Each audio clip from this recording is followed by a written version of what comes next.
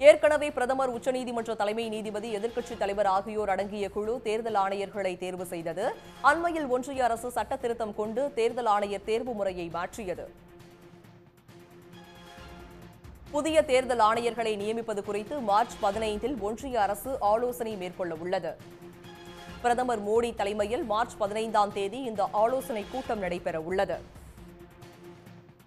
ஏற்கனவே ஒரு தேர்தல் ஆணையர் பதவி காலியாக இருந்த நிலையில் மற்றொரு தேர்தல் ஆணையர் அருண் கோயல் நேற்று ராஜினாமா செய்ததை அடுத்து தலைமை தேர்தல் ஆணையர் ராஜீவ்குமார் மட்டுமே தற்போது பதவியில் இருக்கிறார்.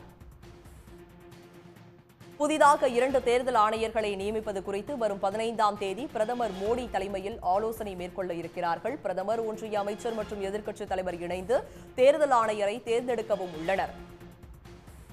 ஏற்கனவே பிரதமர், உச்சநீதிமன்ற தலைமை நீதிபதி, எதிர்க்கட்சித் தலைவர் ஆகியோர் அடங்கிய குழு தேர்தல் ஆணையர்களை தேர்வு செய்தது. அண்மையில் ஒன்றிய அரசு சட்ட திருத்தம் கொண்டு தேர்தல் ஆணையர் தேர்வு முறையையும் மாற்றியது.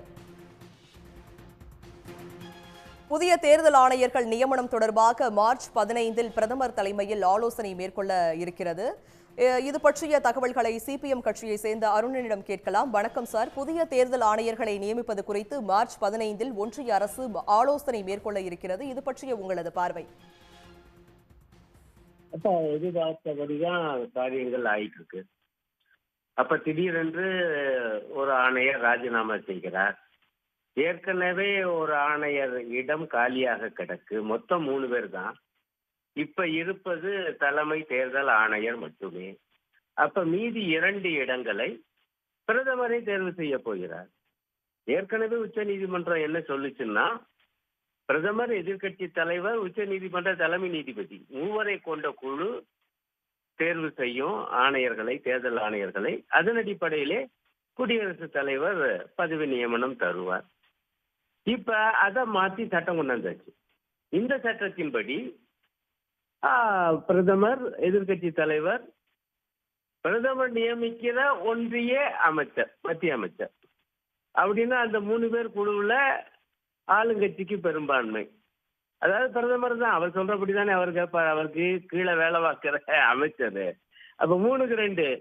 ஆக இந்த அடிப்படையில, பெரும்பான்மை என்கிற அடிப்படையில பிரதமர் விரும்புகிற ஆணையரை நியமிக்கலாம். இப்ப 15ஆம் தேதி கூடுவது என்பது அந்த நியமனத்துக்காகத்தானோ எனப்படுகிறது. அப்படி என்றால் அந்த 3வரிலே 2 பேர் பிரதமரே தேர்வு செய்த ஆணையர்கள். அப்படித்தான் ஆக போகுதா? அப்படி என்றால் இந்த தேர்தல் ஆணையம் சுயேட்சையானதாக இருக்குமா? சுதந்திரமாக இயங்குமா?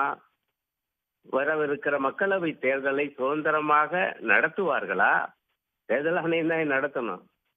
அந்த ஆடுகளத்திலே அனைவருக்கும் சமமான இடம் கொடுத்து ஆட வைக்க வேண்டிய பெரும் பொறுப்பு தேர்தல் ஆணையத்துக்கு உண்டு.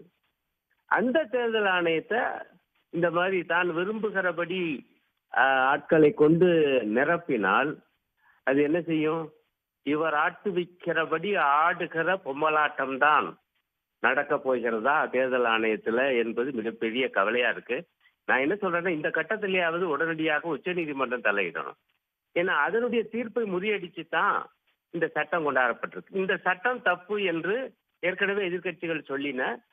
இந்த சட்டம் தப்பு என்று வழக்கு ஏற்கனவே தொடுக்கப்பட்டிருக்கு. அந்த வழக்கை உடனடியாக எடுத்து அதை ஒரு நல்ல தீர்ப்பை தரணும். அல்லது அதற்கு முன்பே தலையிட முடிந்தால் உச்ச நீதிமன்ற தலைமை நீதிபதியும் இருந்துதான் புதிய தேர்தல் ஆணையர்கள் தேர்வு செய்யப்பட வேண்டும். இதுதான் மிக முக்கியமான அம்சம். அது இல்லை என்றால் என்னாகும்? தேர்தல் ஜனநாயகம் மிகப்பெரிய கேள்விக்குறி. உடனுக்குடன் செய்திகளை தெரிந்து கொள்ள சன் நியூஸ் பெல் ஐகானை கிளிக் பண்ணுங்க.